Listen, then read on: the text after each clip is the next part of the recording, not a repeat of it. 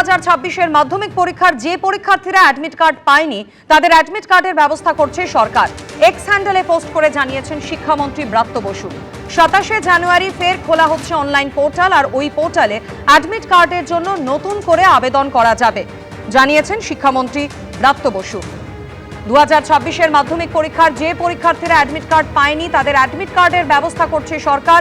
X handle post করে জানিয়েছেন শিক্ষামন্ত্রী। এক্স হ্যান্ডেলে পোস্ট করে ব্রাত্য বসু জানিয়েছেন 28শে জানুয়ারি দুপুর 12টা অবধি এই পোর্টাল খোলা থাকবে। ওই পোর্টালে অ্যাডমিট কার্ডের জন্য নতুন করে আবেদন করা যাবে। কৃষ্ণেন্দু অধিকারী আমাদের প্রতিনিধি টেলিফোন লাইনে রয়েছেন। কৃষ্ণেন্দু, দেখো, রাজ্যে মাধ্যমিক পরীক্ষা শুরু হচ্ছে 2রা ফেব্রুয়ারি মাসের 2 তারিখ। ইতিমধ্যে অ্যাডমিট কার্ড মধ্যশিক্ষা পর্ষদ স্কুলগুলোতে পাঠিয়ে দিয়েছে, 20 তারিখ পাঠিয়ে দিয়েছে জানুয়ারি মাসে। কিন্তু তারপরেও দেখা যাচ্ছে পরীক্ষার কয়দিন বাকি, তারপরেও অনেক ছাত্রছাত্রী কিন্তু এখনো হাতে অ্যাডমিট কার্ড পায়নি।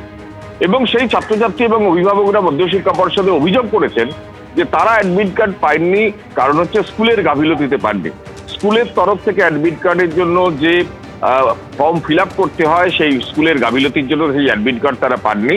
ফলত একাধিক অভিযোগ মধ্যশিক্ষা পর্ষদে জমা পড়েছে এবং সেই পরিপ্রেক্ষিতেই রাজ্য সরকার সিদ্ধান্ত নিয়েছে যে যারা জেনুইন ছাত্র, যারা প্রকৃত মাধ্যমিকে বসার উপযোগী, তাদের আবার নতুন করে অ্যাডমিট কার্ড দেওয়া হবে। এবং সেই অ্যাডমিট কার্ড দেওয়ার প্রক্রিয়া হিসেবে আজকে শিক্ষামন্ত্রী এক্স হ্যান্ডেলে পোস্ট করে জানিয়েছেন যে যারা 2026 সালের মাধ্যমিক পরীক্ষায় এনরোলমেন্ট বা অ্যাডমিট কার্ড থেকে বঞ্চিত হয়েছেন তাদের জন্য একটা পোর্টাল খোলা হচ্ছে।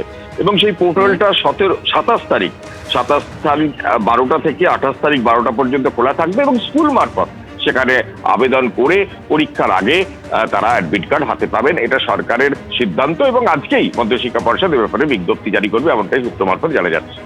ধন্যবাদ কৃষ্ণেন্দু। রেড রোডে প্রজাতন্ত্র দিবসের কুচকাওয়াজের মহড়া চলাকালীন বেপরোয়া গাড়ির ধাক্কা, ফিরল 10 বছর আগের দুর্ঘটনার স্মৃতি। মহড়া চলাকালীন বিলাসবহুল একটি গাড়িকে দ্রুত গতিতে এগোতে দেখেন পুলিশ কর্মীরা।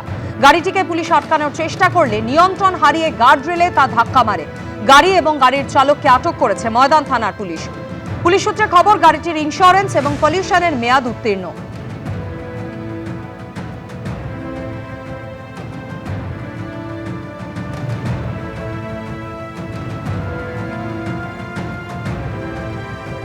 প্রজাতন্ত্র দিবসের একেবারে চূড়ান্ত মহড়ার সময় দুর্ঘটনা, রেড রোডে দুর্ঘটনা। এবং এই হচ্ছে সেই গাড়ি, যে গাড়ি এদিন সকাল 7:30 নাগাদ বিলাসবহুল এই গাড়িটি একেবারে রেড রোডের দিকে ঢোকার চেষ্টা করে এবং সেই সময়ে প্রজাতন্ত্র দিবসের জন্য কুচকাওয়াজ চলছিল। পুলিশের চারিদিকে ব্যারিকেড করা ছিল এবং সেই সময় উপস্থিত পুলিশ কর্মীরা দেখতে পায় যে এই গাড়িটি একেবারে দ্রুত গতিতে ছুটে আসছে রেড রোডের দিকে। কোনো রকমে সেখানে উপস্থিত পুলিশ কর্মীরা গাড়িটাকে আটকাবার চেষ্টা করে এবং সামনে পুলিশ এবং ব্যারিকেড দেখতে পেয়ে গাড়িটি নিয়ন্ত্রণ রাখতে পারেনি এবং সোজা গিয়ে পুলিশের যে ব্যারিকেড ছিল সেই ব্যারিকেডের মধ্যে গিয়ে ধাক্কা মারে। এবং গাড়িতে তখন বেশ কয়েকজন উপস্থিত ছিল। 10 বছর আগে এই রেড রোডেই ভয়াবহ ঘটনা ঘটেছিল এবং তার পরবর্তীকালে সেই স্মৃতি আজ কার্যত কিন্তু তারা উস্কে দিল। এবং সেখানে উপস্থিত পুলিশ কর্মীরা কোনো রকমের গাড়িটিকে আটকায় এবং ময়দান থানা পুলিশ এই মুহূর্তে গাড়িটিকে বাজেয়াপ্ত করেছে। এই যে গাড়ি, সেই গাড়িটির যে ইন্স্যুরেন্স এবং পলিউশন দুটোই কিন্তু এক্সপায়ার করেছে বলে জানা যাচ্ছে পুলিশ সূত্র মারফত। এবং গাড়ির যিনি চালক রয়েছে তাকে আটক করা হয়েছে এবং ময়দান থানায় গাড়িটিকে বাজেয়াপ্ত করে গোটা বিষয় খতিয়ে দেখছেন বর্তমান তদন্তকারী আধিকারিকরা। ক্যামেরায় পার্থপ্রতিম রায়ের সঙ্গে পার্থপ্রতিম ঘোষ, এবিপি আনন্দ, কলকাতা। चाय पीने जा रहा था, चाय पीने में नहीं, सुबह 6 बजे कोई ड्रिंक करेगा क्या? 6 साढ़े 6 बजे। और घर से गया था अपने घर, हमको नहीं मालूम कहाँ। वो हमारा दोस्त का लड़का।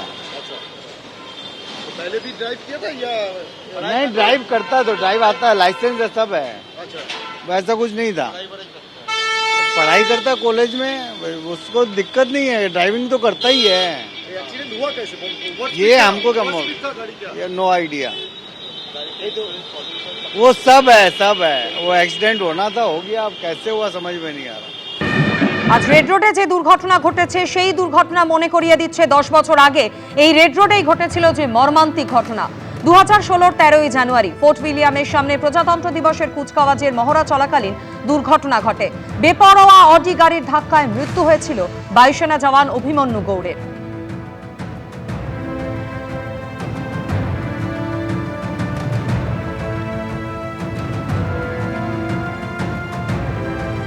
এবিপি আনন্দ, এগিয়ে থাকে, এগিয়ে রাখে।